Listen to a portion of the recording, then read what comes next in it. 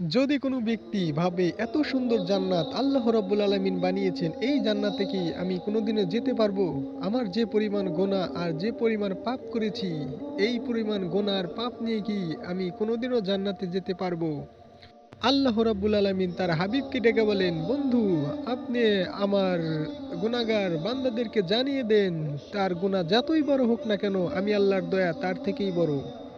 যদি কোনো বান্দার গুনাহ পাহাড়ের সমান হয়, আমি আল্লাহর দয়া সাগরের সমান। আর যদি কোনো বান্দার গুনাহ সাগরের সমান হয়, তাহলে জেনে রেখো আমি আল্লাহর দয়া আসমানের সমান। বন্ধু আপনি বলে দেন, যদি কোনো ব্যক্তি ভুল করে ক্ষমা চায় আমার কাছে, তওবা করে, আর যদি ওই গুনাহ কোনোদিন না করে, তাহলে যত বড়ই গুনাহ হোক না কেন আমি আল্লাহ মাফ করে দেব। আল্লাহ রাব্বুল আলামিন বলেন, বন্ধু আপনি জানিয়ে দেন, বলে দেন এই যে জান্নাত আমি তো আমার গুনাহগার বান্দাদের জন্যই বানিয়েছি। এই জান্নাত ওদের দেব না কাকে দেব?